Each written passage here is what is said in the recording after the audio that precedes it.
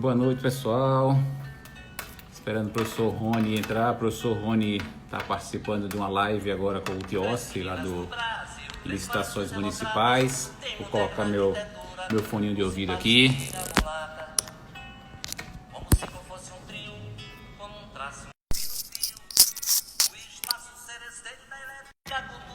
Deixar para colocar o fone daqui a pouquinho, porque estamos tocando Moraes Moreira aqui, Meninas do Brasil. Maísa, boa noite, meu amigo Antônio Neto, professora Raquel, muito nos honram com a presença. Flaviane, Rosilene, turma boa chegando. Hoje vamos falar sobre o papel do controle interno e sua contribuição em tempos de coronavírus. Tema muito relevante, uma instância muito importante na administração. Alguém já pediu participação aqui.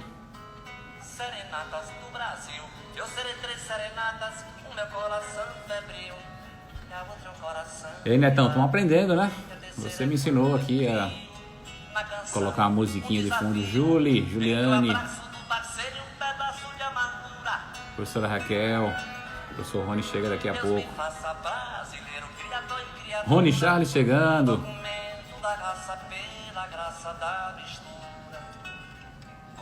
Movimento, as 3 graças do Brasil, tem a cor da formosura. Tentar localizar Rony aqui para chamá-lo para a live.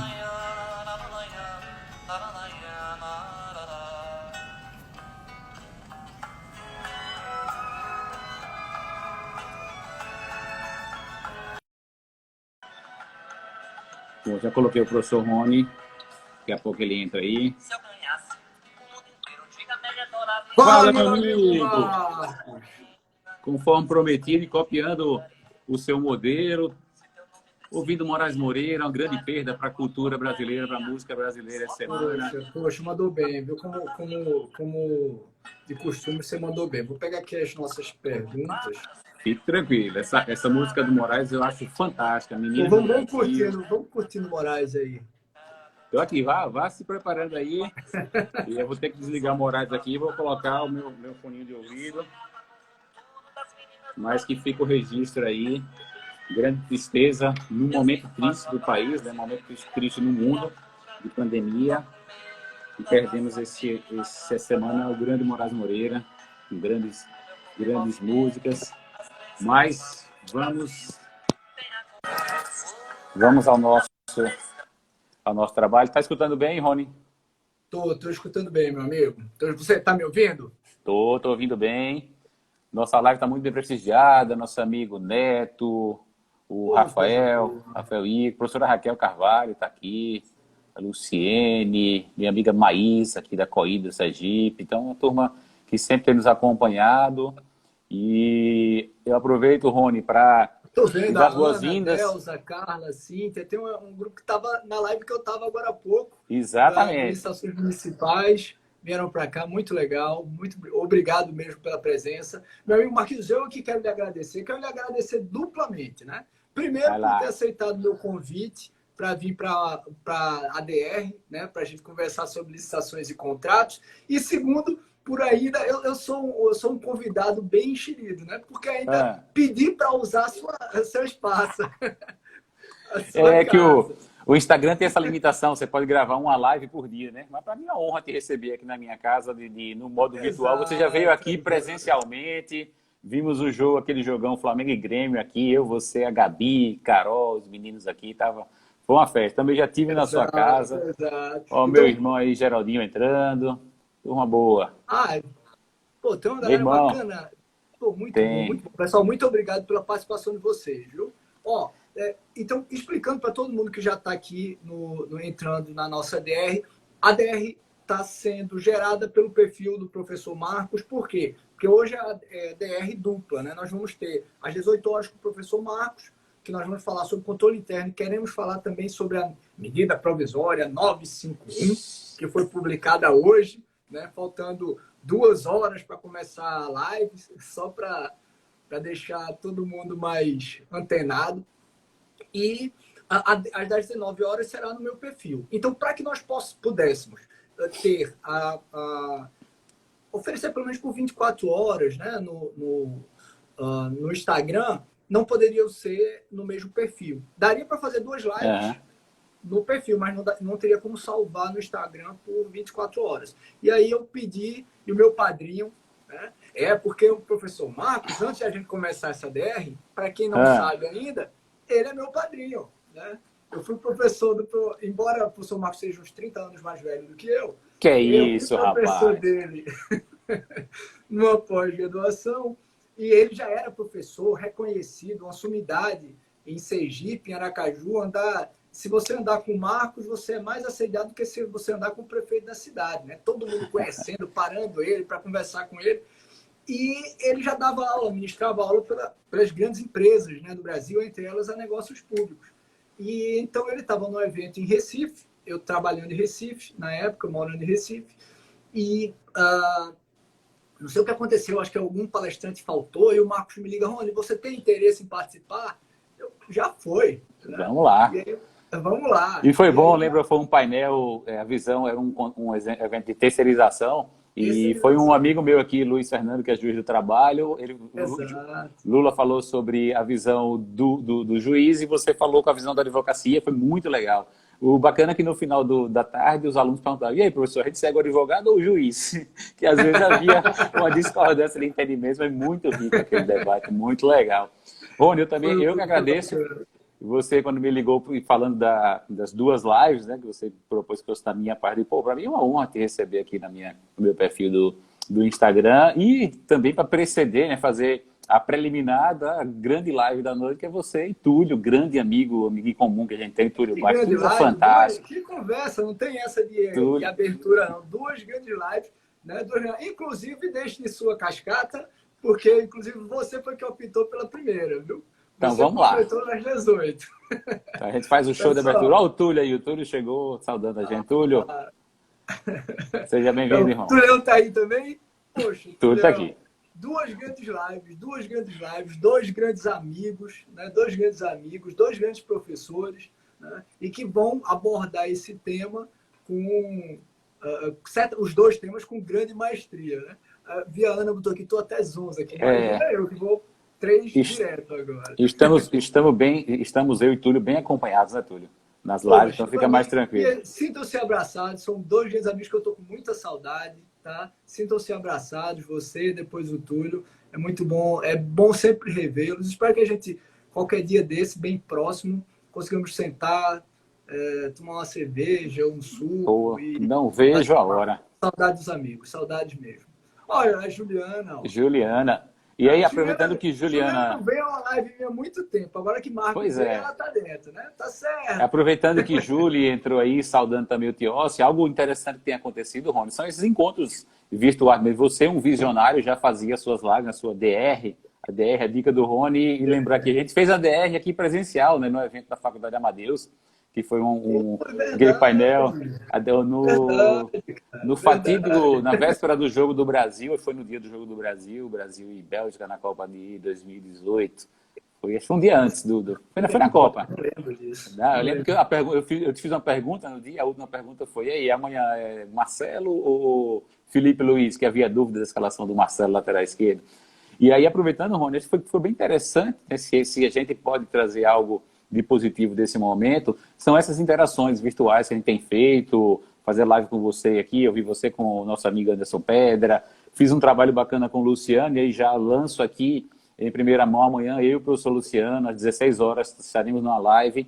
A gente mudou o tema por força da medida provisória e vamos abordar a MP 951 e o registro de preço de forma geral para atender as questões relacionadas ao coronavírus. O Luciano, inclusive, que daqui a pouco deve entrar, acabou de ser aprovado, defendeu a tese do doutorado. Então, doutor Luciano Reis, amanhã vou interagir com ele.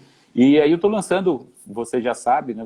Mas vou anunciar aqui, também uma série de lives, eu batizei como live aleatória, não tem uma data específica, nenhum horário, nenhum tema. Vamos falar de tudo, basicamente contratação pública, mas Juliana Alcântara, que é minha sobrinha, já topou fazer uma live sobre imposto de renda, ela atua muito nessa área.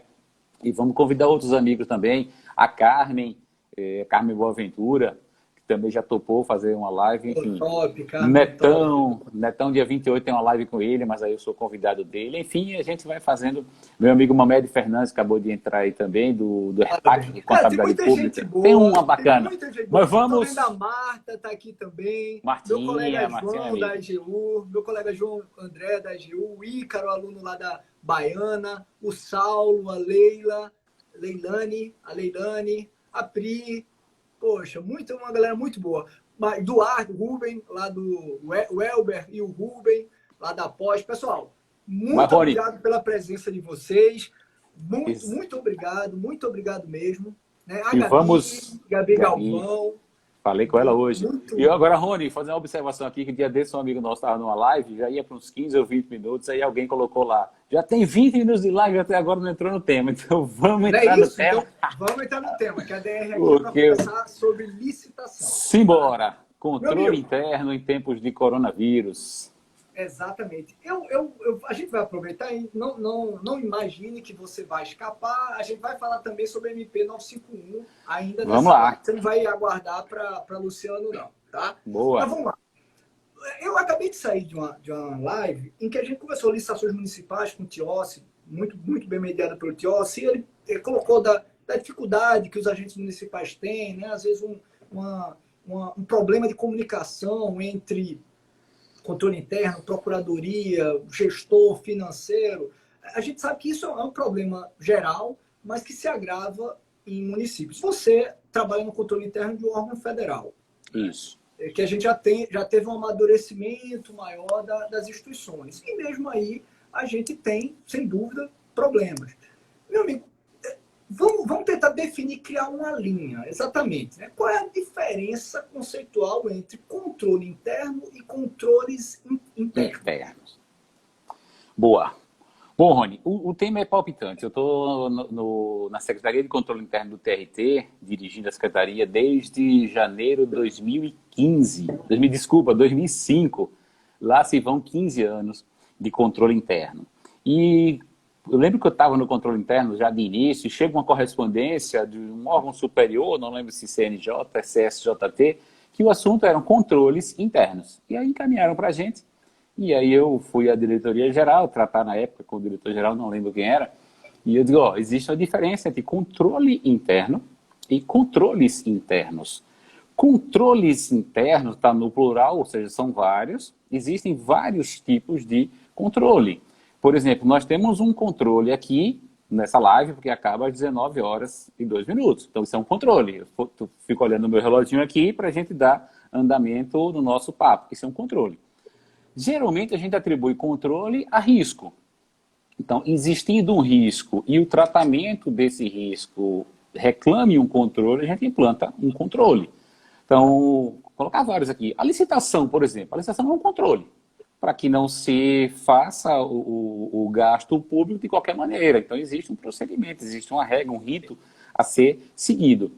O Instituto de Auditores Internos, o IIA, é um órgão internacional que tem representação no Brasil, ele é que traz muitas normas relativas à auditoria, ele tem a chamada tese das 3 linhas de defesa.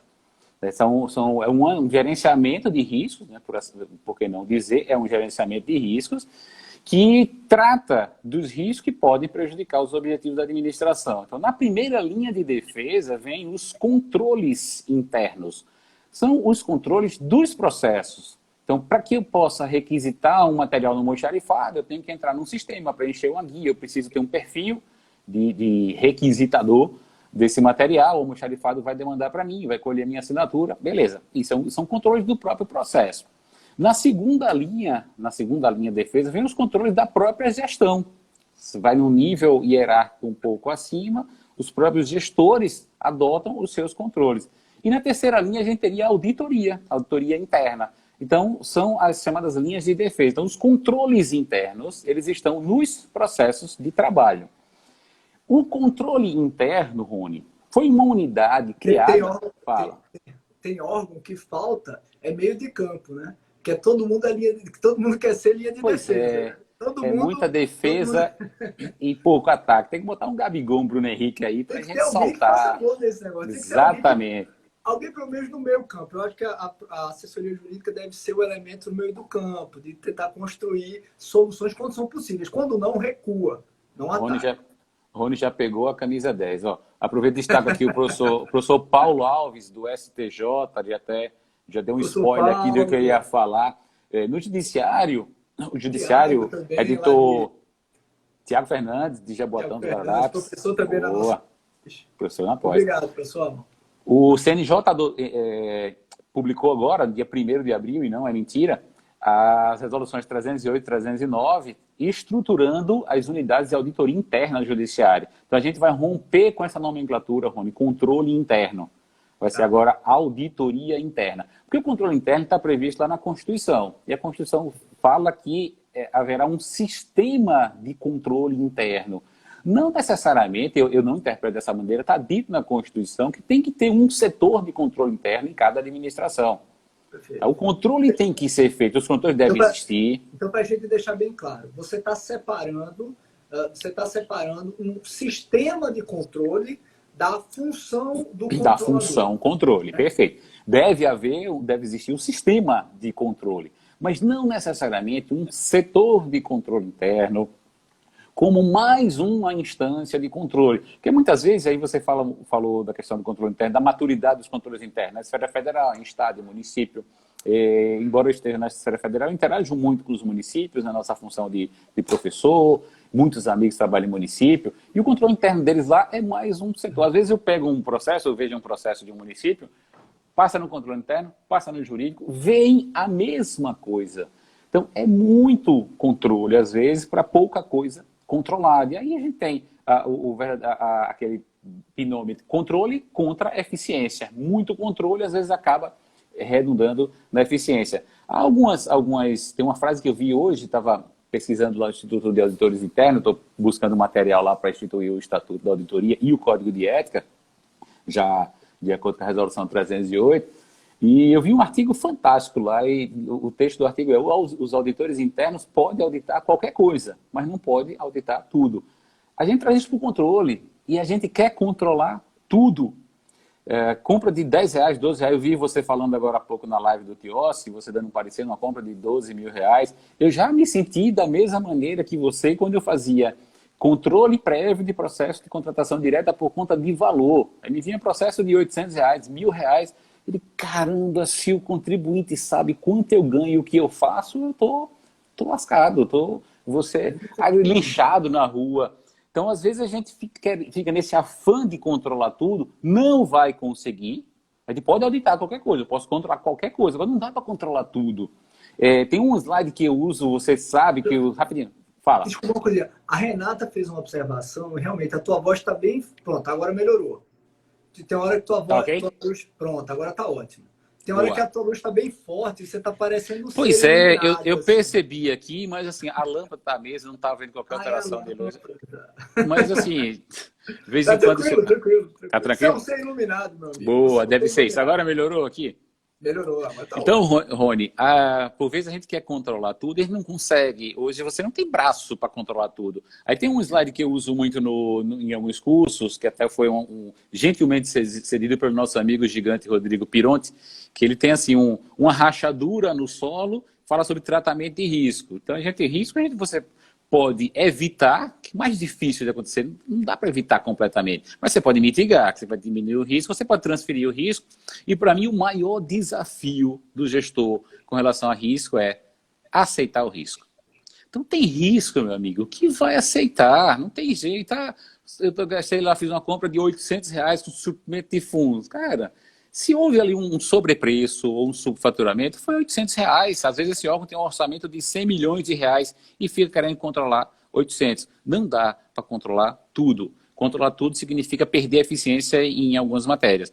Então lá na secretaria, quando eu cheguei, a gente, com o passar do tempo, eu fui me inteirando dos processos, e assim, muito processo a gente abandonou. Processo de diária, suprimento de fundos. Gente, isso é muito pouco. Eu tenho uma folha de pagamento, valores altos, folha de pagamento judiciário federal, e a gente auditava, às vezes, deixava de auditar uma folha para auditar um suprimento de fundos. Então, esses processos com risco lá embaixo, esse processo, se você olha no mapa de risco, está lá embaixo, com risco 1, risco 2, isso aí, como diz nosso conterrâneo cearense, Emerson Ceará, Deus abençoe, Deus protege ali, acabou, mas vamos no que é relevante, vamos auditar aquilo que possa trazer algum resultado para a administração.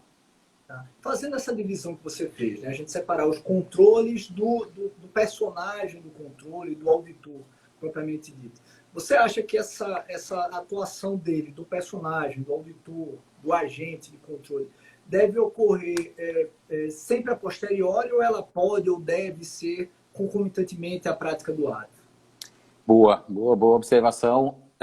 A gente tem o costume, principalmente em auditoria, de trabalhar sempre a posteriori. Mas existem também as atividades, a auditoria ele trabalha com a questão da asseguração, mas também faz consultorias. Então, a auditoria ela pode ser consultada pela administração. Inclusive, as resoluções 308 e 309 disciplinam isso no âmbito do judiciário como uma atividade da auditoria. E os grandes organismos internacionais que regulamentam, que ditam normas sobre a auditoria, trazem a função de consultoria. Então, a auditoria, o controle interno, pode atuar como consultoria, pode realizar capacitações. E essa atuação do controle, ele pode ser prévio, pode ser concomitante e pode ser a posterior. Aí vai depender muito da matéria, depende, o professor Paulo, mais uma vez, uma interação aqui, depende do apetite a risco da administração, depende muito do nível que você tem, do nível de conhecimento, do nível de capacitação, de preparo das pessoas que estão executando os processos de trabalho. Então, não dá para a gente imaginar o controle somente como uma atuação a posterior. Eu vi uma vez alguém falando assim, poxa, de que adianta você chegar só depois de contar os mortos? Não adianta. Então, dá para fazer uma atuação concomitante. O que é diferente da cogestão. Cogestão significa dizer, passa por mim controle e eu digo como fazer. Isso não é papel de controle. Controle pode orientar. O professor Paulo Reis, aqui em Grande Rio Grande, controle interno a posterior pouco ajuda. O problema já ocorreu. Perfeito, professor Paulo. Perfeito. Mas, assim, mas pode acontecer também a posterior. Para a gente lembrar do PDCA, né? Planeja, faz, checa e atua. Então, a checagem ela pode ser posteriormente, mas para agregar algo, para trazer um valor para a administração. Isso as auditorias fazem muito bem. O professor Anderson vai fazer biópsia e não autópsia. Boa, professor Anderson Pedro. Um gigante, um sábio. Ele tem umas frases, o Anderson ele tem um segundo cérebro só para as frases que ele consegue memorizar e usar no momento oportuno. Mas aproveitando essa frase de Anderson muito bem pontuada, uma vez eu estava, vários anos atrás, acho que isso era meados de 2007, eu estava conversando com um amigo meu que era controller, ele era auditor de uma empresa privada, nada com poder público. E a gente conversando lá em Recife, né, conversando sobre nossa atividade, ele estava fazendo pós-graduação na área e se aperfeiçoando cada vez mais enquanto controlador. E ele vendo muitas notícias, né, das controladorias públicas, ele diz, olha, sabe o que me chama a atenção em relação ao que eu faço? É porque a minha preocupação é sempre em aperfeiçoar as rotinas. E às vezes eu percebo o controle público muito preocupado em punir o erro. Espera acontecer o erro e quer punir o erro.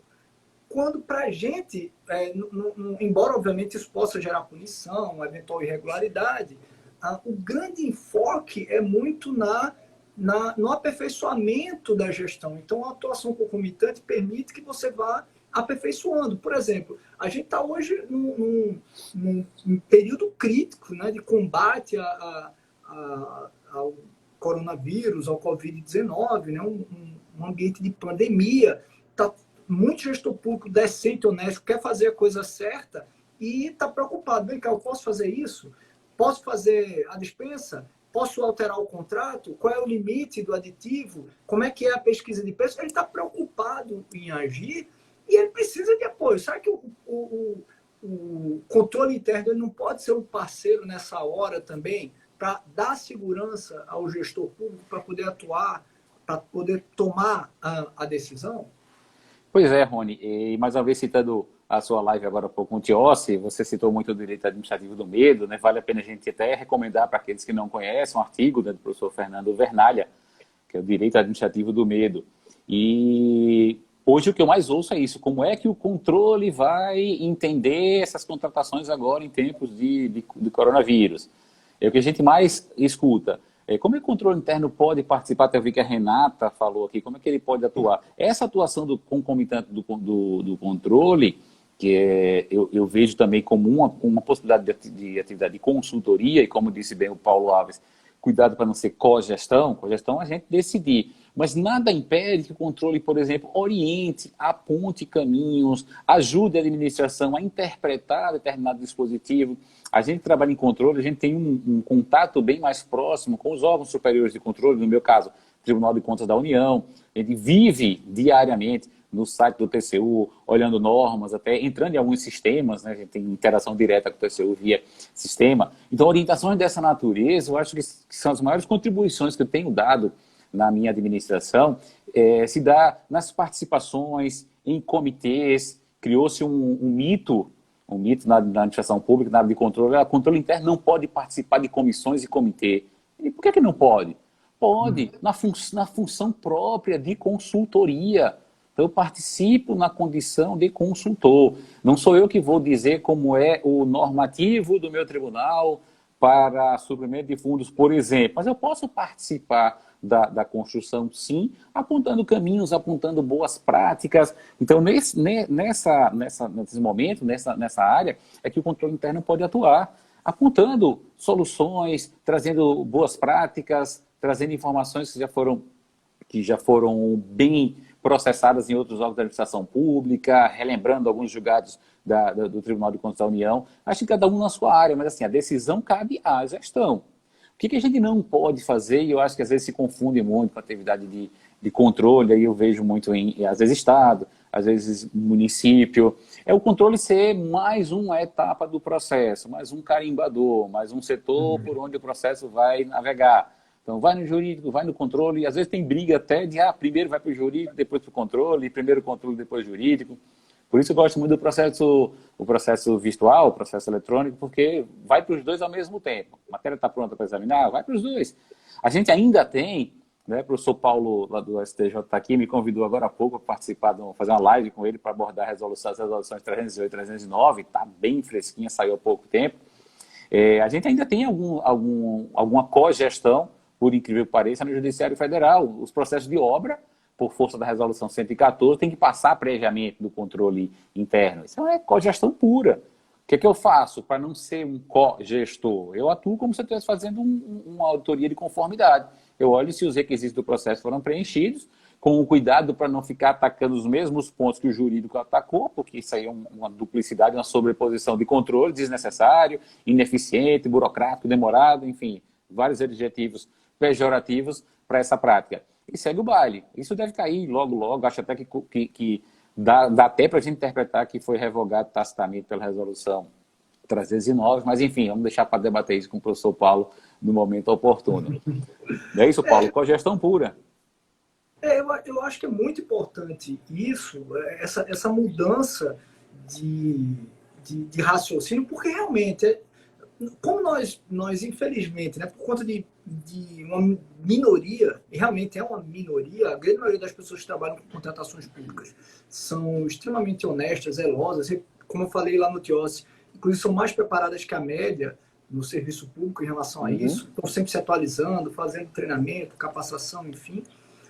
Há uma minoria que se desvia, e infelizmente essa minoria acaba impactando toda uma maioria. E o que eu percebo é que a gente fica criando um sistema muito burocrático, e quando eu falo em muito burocrático, é com um excesso de burocracia. É muita gente controlando o ato. E às vezes você começa a perder pouco foco, né? Você começa a ter pouco foco na eficiência. É tanto controle para evitar desvio e, como eu disse no TIOS, que acaba sendo desvirtuado pelo medo, e aí a pessoa não está controlando, né, nenhuma preocupação, às vezes, com o interesse público. Está preocupada com o próprio CPF, com a autopreservação. E aí já é uma disfunção, né? Porque eu começo, por exemplo, quando eu tenho preocupação com o meu CPF, é mais fácil eu dizer não, é mais fácil eu ver problema, é mais fácil eu colocar uma trava no processo. Rony, Mas só complementando a questão anterior, você falou do seu amigo que é controlador na iniciativa privada, e às vezes a gente já debateu sobre isso em algum momento. Qual a diferença? Às vezes a gente percebe que há uma diferença do controller da iniciativa privada, que é um controle, e o controle na área pública. E um dia desse eu falei, já foi para você, para Luciano, digo, vamos pegar aqui um carro numa estrada, o carro está indo para contramão, sei lá, o motorista está dando uma cochilada. Na iniciativa privada, o controller vai, toma lá o volante, coloca no prumo e faz o carro seguir viagem. Ou seja, ele se preocupa muito mais com o resultado da instituição, da sua empresa. Já na área pública, o que a gente faz? O controlador da área pública vai lá e puxa o freio de mão, ou bota o pé no freio. Acho que até que você falou, ou então deixa bater o carro e depois vai lá. Tá vendo aí que você errou?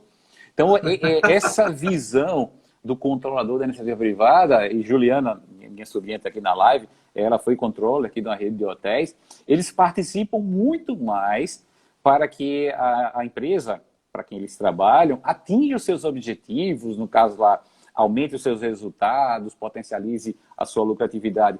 Não é que a iniciativa na área pública tem que ser diferente, não, na verdade tem que ser igual.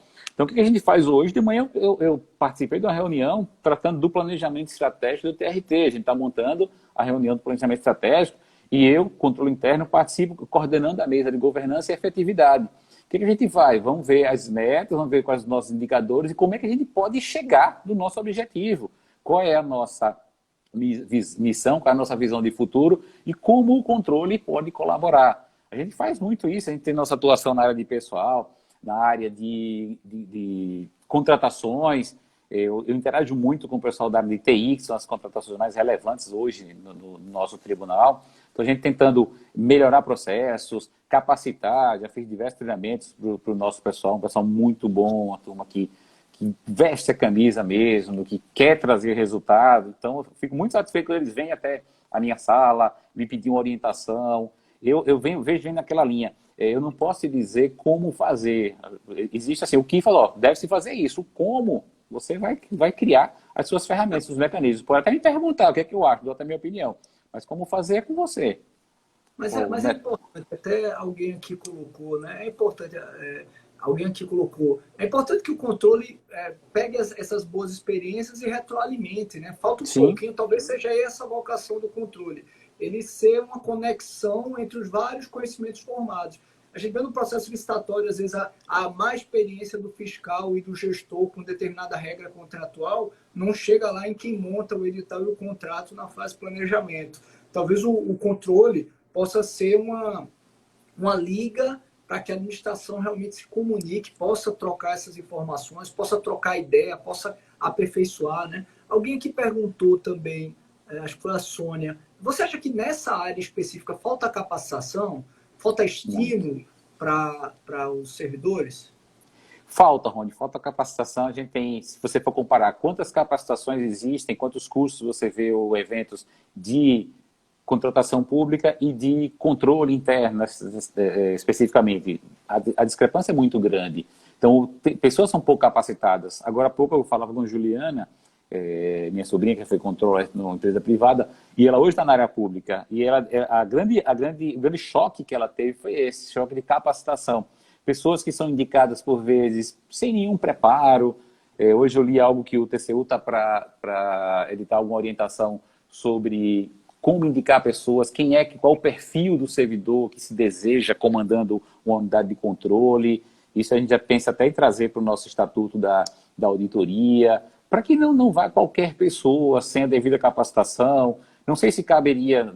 Hoje a gente tem isso. Hoje o controle interno do TRT da 20ª região, ele tem que ser exercido por um profissional da contabilidade. Não sei se caberia abrir para outras áreas, acho que até que sim, não vejo problema do economista, administrador, um bacharel em direito, mas há outras áreas que não tem. Imagina um médico fazendo controle interno no órgão judiciário. Pô, o médico tem sua função relevantíssima em outras áreas, mas será que exerceria a contento um controle no órgão de justiça? Talvez não sei. Então, são questões como essa que precisam ser trabalhadas e a gente tem que investir na capacitação das pessoas. E aí, mais uma vez, citando a resolução do CNJ de auditoria, a gente tem hoje que instituir plano de capacitação dos auditores, indicando quais os eventos vão participar, quais as áreas. A gente tem isso. E na linha do que o decreto 10.024 trouxe para as áreas de contratação. A gente já tem isso na auditoria há algum tempo, então isso é bom. Então a gente tem que investir sim na capacitação. E aí eu vou pegar uma pergunta aqui do Fernando Timbó. Timbó entrou aqui agora há pouco, perguntando sobre o controle interno pode opinar nessa questão sobre pagamento antecipado? Fernando, claro que sim. Tá? Função de consultoria. Agora, o que não dá? E vamos tentar distinguir. Eu vou opinar sobre a matéria, pagamento antecipado. Agora, o que seria a cogestão? Chega para mim, Marcos, estou com esse processo aqui para comprar um produto X, pode pagar antecipado nesse processo? Ou seja, não seria uma atuação no caso concreto, mas uma atuação em tese. Pagamento antecipado. Aí o controle interno pode sim receber essa demanda da administração e emitir o seu posicionamento. Isso não é cogestão, gente. O TCU faz isso. O TCU tem as consultas, inclusive a resposta do TCU tem o caráter de uma norma jurídica, né? São aqueles acórdãos que a gente fala, esse acórdão vale mesmo, esse acórdão tem poder, tem força. O controle interno pode ser demandado da mesma maneira. Agora, por vezes, se faz errado, se faz de maneira equivocada, pega o processo, eu estou com esse processo aqui, como é que eu resolvo? Faça para mim o parecer daquele processo. Aí é atuação em caso concreto. Aí é cogestão. Mas eu percebo, sabe, Marcos? Talvez, eu entendo também, repito, o problema não é do agente público, não é do procurador, do controle interno, não. Ele está com a preservação do seu CPF, ele está agindo de acordo com os incentivos que lhe são dados pelo sistema, isso é natural. Mas eu percebo que realmente há uma dificuldade de que cada um agente público que está numa dessas funções, ele perceba qual é o seu papel, né? A Gabriela Galvão, Gabi botou aqui, né? Eu observo também que muita assessoria jurídica tem síndrome de controle interno. Ela já está falando até nesse sentido mais pejorativo, de dizer não pode, não pode. Mas o fato é isso, esse papel da assessoria jurídica, do controle interno, nem sempre é tão percebido. Por exemplo, a pergunta do Timbó, né, do Fernando. Puxa vida, eu controle interno, não vou ficar dizendo, pode pagar essa empresa. Realmente, não é esse o papel. Isso seria cogestão. Mas não seria interessante, percebendo que, puxa vida, nesse período de Covid, por conta dessas dificuldades, está havendo essa sensibilidade em relação ao pagamento antecipado, o controle interno chegar para a administração e dizer, puxa, vamos normatizar quando isso vai ser possível? Como, por exemplo, o Sergipe fez isso através de decreto, né? Foi um estado que teve uma ideia muito mais inteligente do que em outros, definiu o regulamento, da segurança ao agente público, define quando vai ser possível dar segurança ao agente público. O Espírito Santo fez isso em lei, né? Mas quando o Sergipe fez em decreto, que acaba sendo mais rápido, é muito interessante, porque o agente público regulamentador, o prefeito ou o governador, está lá normatizando e retirando, em tese, essa responsabilização subjetiva do agente público que está na ponta. Então, eu acho isso uma medida tão inteligente do ponto de vista gerencial, né? Ele pega aquele momento do dilema, que fragilizaria a tomada de decisão, e a autoridade competente lá em cima puxa essa responsabilidade e diz, não, nessas situações havendo isso, pode pagar antecipado, ou pode alterar, ou pode suspender, ou pode fazer daquele jeito. Eu acho que talvez seja uma vocação do controle interno conduzir a isso, porque tem duas coisas que a gente precisa: definir papéis e melhorar a normatização também dentro dos órgãos municipais. Perfeito, Rony, perfeito. E aí nessa linha que você falou do controle interno sugerir regulamentação, eu cito aqui um trabalho do controle interno do TRT do Rio de Janeiro, TRT Primeira Região. Agora já em tempo de pandemia, sobre aquela dúvida, né? O que fazer com os contratos administrativos que estão em andamento? A gente tem diversos contratos com vários objetos. Há contratos que a gente vai suspender, há contratos passíveis de alteração, há contratos que podem ser rescindidos, há contratos que vão ser mantidos. E daí o controle interno do Rio, ele sugeriu que a administração adotasse a figura da negociação nos contratos. Ora, contrato que tem planilha, dá para eu me debruçar sobre a planilha, não precisa ser um expert, não precisa ser uma Flaviana Paim, ou um Tiago Zagato, ou um Paulo Rui Barbosa, para conhecer planilha a ponto de olhar e ver quais os itens da planilha, quais os custos que não estão sendo incorridos nesse momento e que a gente pode negociar com o contratado com a finalidade de reduzir os custos, até porque algumas ações serão impactadas pela falta de recursos, a gente está vendo já isso em alguns estados, em alguns municípios, e eu posso trazer uma otimização, mantenho o contrato, mas negociando. foi uma iniciativa do controle interno. Agora, o controle interno não pegou o contrato e disse, nesse aqui teria isso, aquilo outro. Não, o controle interno colocou de maneira genérica que os gestores, claro que com o consentimento da administração do tribunal, que os gestores analisassem nos seus contratos o que é que pode e o que é que não pode ser negociado. E foi acatado pela gestão e eles estão trilhando essa linha lá. Muito interessante essa contribuição do controle. Eu já trouxe algumas aqui. Hoje é fácil, Rony, a gente falar sobre pagamento sem certidão, até porque em tempos de Covid a legislação até permite contratar. Mas lá em 2007, a gente não tinha ainda aquele acordo do TCU, acho que é o 1064, 2009, que validou aquela questão. Poxa, chegou para mim esse abacaxi lá para descascar. E aí a empresa acabou o contrato, ela está sem certidão, mas ela tem mais de 100 mil reais retido aqui. Paga ou não paga? E eu não analisei aquele processo especificamente, analisou a matéria. Analisamos a matéria, é sim possível, tem esses cuidados, ver se há alguma obrigação a ser adimplida ainda pela empresa, contratual, e não havendo, paga-se. Era o que a gente tinha. Eu acho, é minha opinião pessoal, eu acredito que, repito, eu falo isso com nós, assessoria jurídica também, né? Uma grande missão é tentar entender e compreender melhor os nossos papéis. Eu acho que a assessoria jurídica tem uma vocação muito nobre, que é construção de juridicidade, disputa de dilemas, debater, discutir, ajudar o aperfeiçoamento das normas. E eu acho que o controle interno ele tem também uma vocação, entre as suas funções, tem uma vocação nobre de induzir a normatização para gerar segurança para o tomador de decisão, né? Essa normatização, ele corrige os problemas e, ao mesmo tempo, apontando boas soluções, por exemplo, em relação à emissão de certidão, de necessidade, induzir a normatização para que isso não acabe sempre, esse problema não acabe se retroalimentando. Mas assim, você não vai fugir, não. Você não vai fugir, não. Vá. Você não vai fugir, não. Antes do tema, só rapidinho, tem uma pergunta pendente aqui da Renata. A Renata fez a observação. Mas assim, a lei não excepcionou a certidão a regularidade do INSS, paga ou não paga? Renata, a lei fala em contratação. Para pagamento, não há norma que condicione o pagamento à validade de certidões. Na dúvida, eu vou recomendar para você aqui uma bibliografia, o livro azul aqui muito do professor Rony. Esse é muito bom. E Rony já abordava esse tema de pagamento sem certidão antes do acordo do TCU. Mas, sendo em dúvida, dá uma olhadinha no acordo. Eu vou corrigir o número aqui, 964/2012, TCU plenário. O TCU analisou, foi consultado e trouxe a resposta a isso. Não se pode condicionar o pagamento à validade de certidões. Tá? Isso nunca pôde. Mas os órgãos de controle... Era uma poita, nunca pôde. Né? Pois é. Se criou essa... Vamos soltar a poita. E assim, para a gente arrematar essa questão do controle, você falou do jurídico. Eu tenho uma impressão, e eu fico muito mais tranquilo para falar isso agora, depois daquela live sua, para mim, a melhor de todas, que me perdoe os demais, a do professor Marcos Nogueira, não? Nóbrega, desculpa, Marcos Nogueira é um amigo. A gente publicou um artigo hoje, tá no site do licitante. Lá com o Davidson. Davidson disse que eu poderia colocar aqui, mas eu não sei como. É problema de operador. Mas aí o pessoal vai lá no licitante e pega.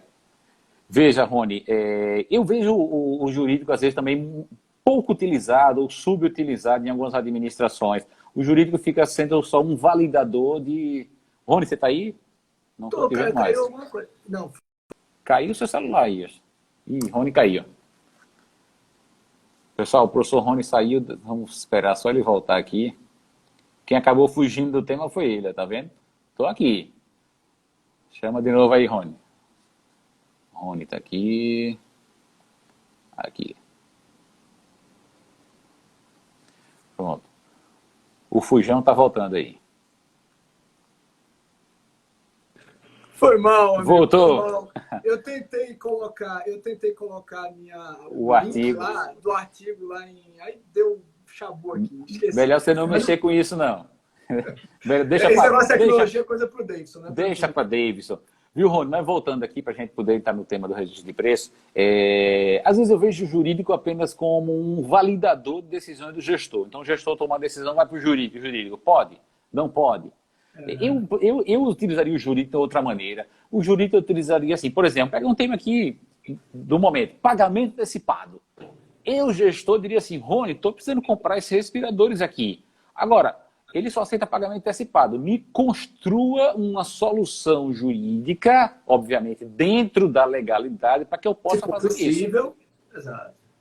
Ó, perguntaram aqui qual o acordo do pagamento antecipado. Acordo 964, 2012, plenário TCU, minha amiga Devem. Então, o jurídico para mim seria isso. Ó, eu quero fazer isso aqui. Primeiro, é viável do ponto de vista legal? É. Beleza, me constrói a solução.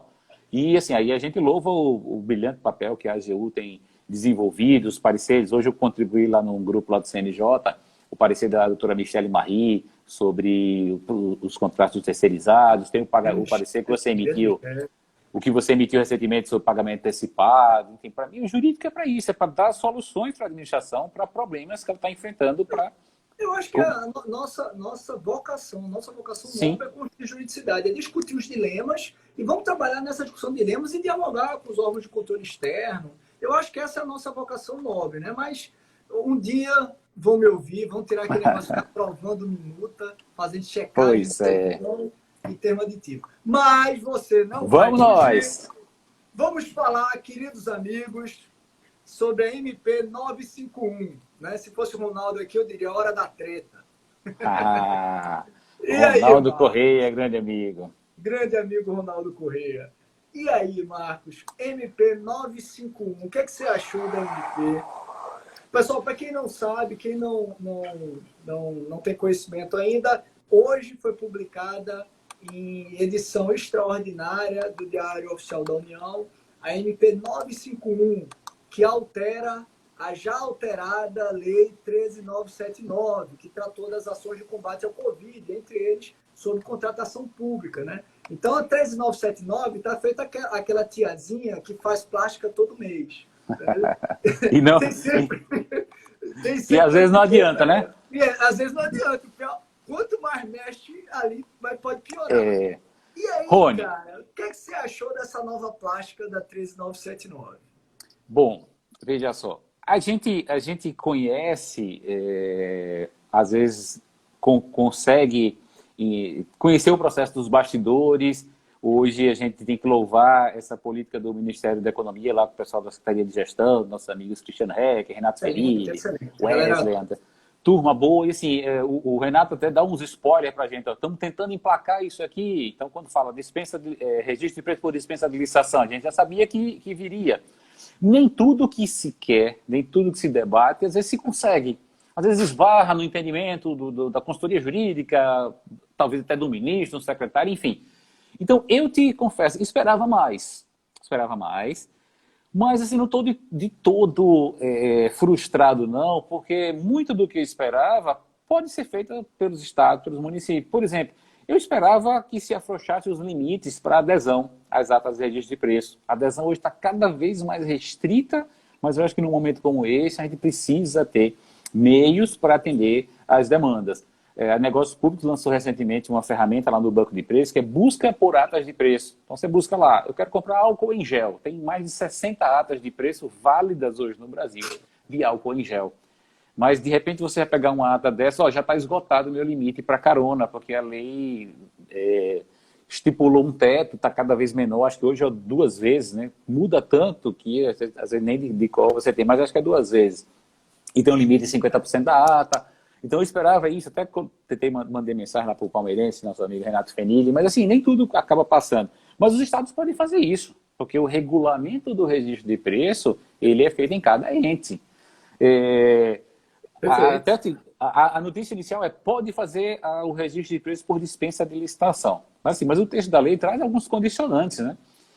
Se você fazer uma dispensa de licitação, se for mais de um órgão ou entidade, acho que não necessariamente precisa ser um consórcio, como meu amigo Marcelo colocou lá no Instagram, mas sim um consórcio também, mas assim, mais de um órgão ou entidade. Mas por que mais de um órgão só? Se o Estado de Sergipe precisa, ele tem um fornecedor que ele pode firmar agora um ajuste, firmar uma ata por dispensa, por que ele tem que chamar outro?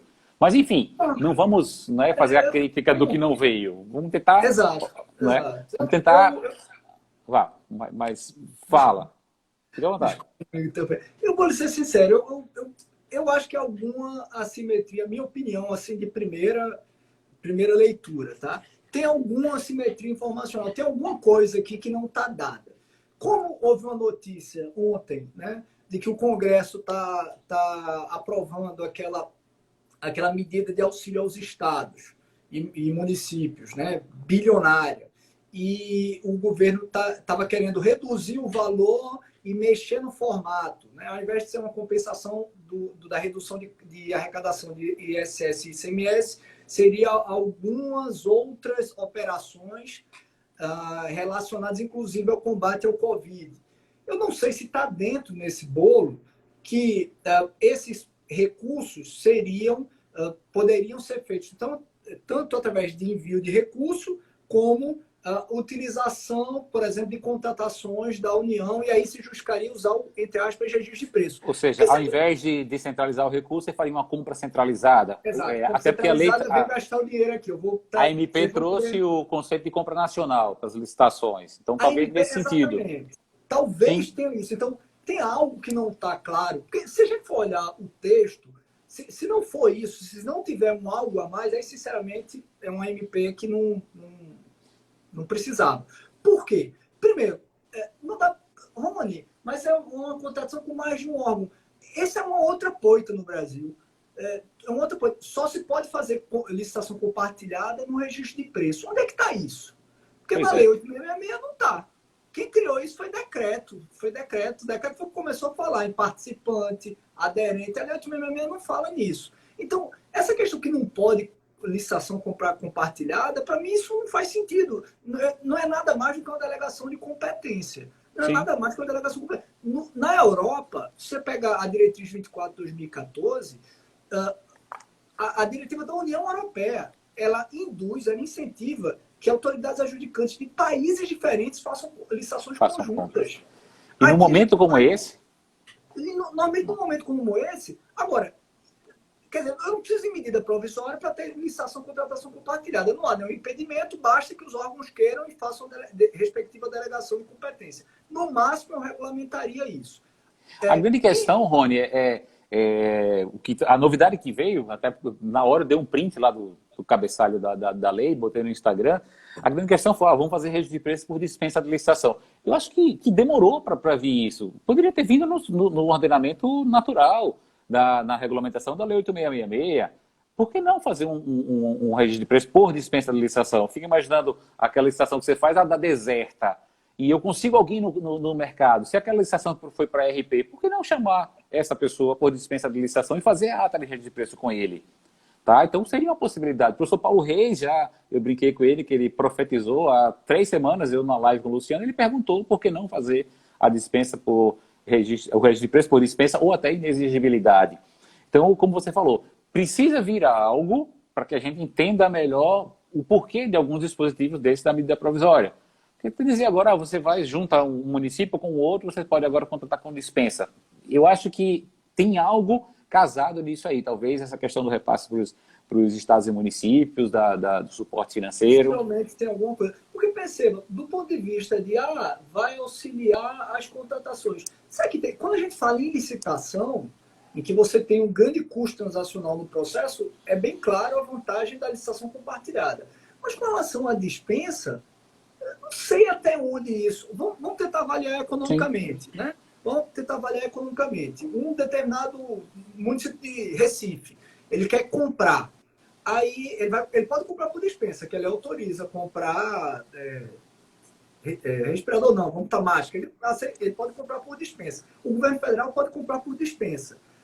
Mas e para ajudar os outros? Poxa, bastava que ele publicasse os fornecedores. Como pode por dispensa, cada órgão ia lá optar pelo fornecedor mais barato, mais próximo. Enfim, faria a contratação.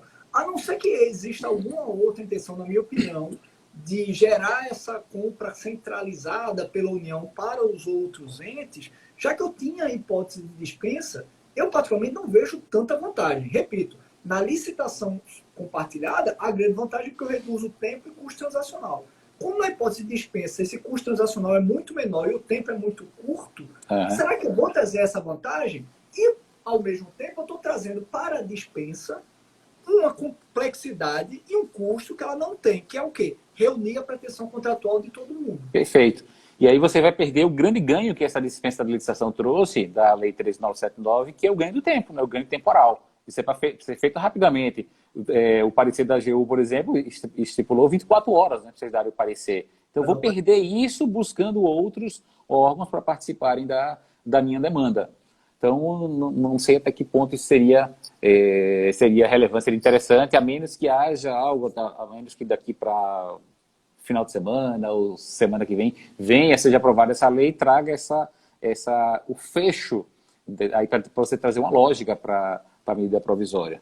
Porque percebeu, Marquinhos? Vê, quando eu estou falando de licitação, que tem um prazo, 2 meses, tramitação, ok, tem um custo transacional enorme, tem tempo. Quando eu reúno numa única licitação, facilita muito. Quando eu estou falando de dispensa, custo transacional, o tempo é muito curto. Eu reunir todo mundo para fazer uma grande dispensa pode não ser necessariamente mais vantajoso do que o governo federal, que hoje tem mais facilidade, tem mais contato com fornecedores. Publiciza quem são os fornecedores que você está contratando, publiciza os preços, como a própria MP está dizendo, e todo mundo vai estar vendo, vai ligar para esses fornecedores e vai tentar contratar. Até porque é o seguinte, vamos lá, o governo federal procura a empresa Marcos para comprar... Estamos aqui, fazemos qualquer negócio. Tem um preço para a empresa Marcos entregar para o Ministério da Saúde. Se o governo federal diz, Marcos, vai ser para o Ministério da Saúde, para a Prefeitura de Ribimboca, para a Prefeitura de não sei o quê, o preço vai ficar mais caro. Você vai ter que computar o custo de entregar no Ministério da Saúde, de computar em todos os municípios dessa compra centralizada. Então, eu corro o risco de ter, inclusive, aumento do custo da contratação.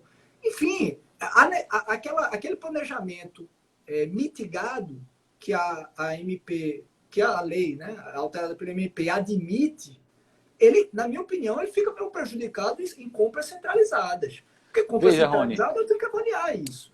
E o parágrafo 6º aqui, ele fala sobre o IRP, né? Eu acho até que houve uma confusão, porque IRP é uma ferramenta de um decreto federal. O decreto do Estado de Sergipe não tem IRP, o decreto de Pernambuco não tem IRP. Então, talvez até seja mais uma indicação que deve vir algo por aí, porque quem vai fazer IRP é o órgão federal. Então, o Ministério da Saúde vai fazer a licitação, vai lançar o IRP, mas assim, o IRP, o prazo que ele deu aqui, é entre 2 e 4 dias úteis. 4 dias úteis é o prazo do próprio pregão. Então, a convocação para participação tem o mesmo prazo do pregão, então talvez a gente perca tempo. Perca tempo. A interpretação que eles darão é que vai se aplicar a metade do prazo. Então, seriam algo em torno de 2 dias. Parece que... Não, mas já veio aqui entre 2 e 4, já está na própria MP, parágrafo 6º.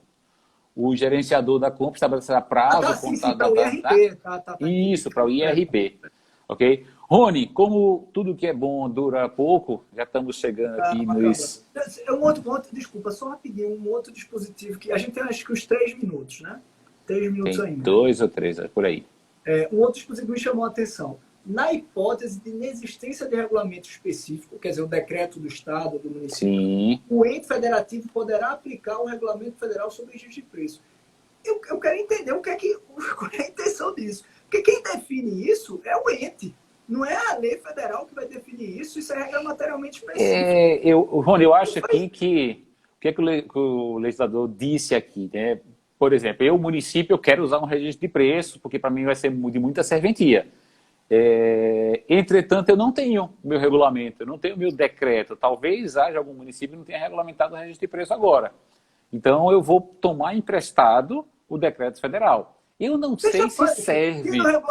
Quem no regulamento já faz isso. Ele copia e cola, troca o que é União por Estado, enfim. Mas vai fazer isso. Mas não sei se serve na íntegra, mas vá lá. E aí, só para a gente fechar, e eu vou te fazer uma pergunta, óbvio que você me fez um monte. Eu poderia pegar... para lançar a licitação, eu tenho que fazer intenção de registro de preço. No meu decreto não tem intenção de registro de preço. Eu posso pegar o regulamento federal que trata de registro de preço e, nesse ponto específico, usar a norma. Ou seja, eu tenho o decreto, mas eu uso o meu decreto e o decreto federal? Não. No aspecto da direção? Não vejo necessidade. Assim, eu conheço. Assim, a gente fica...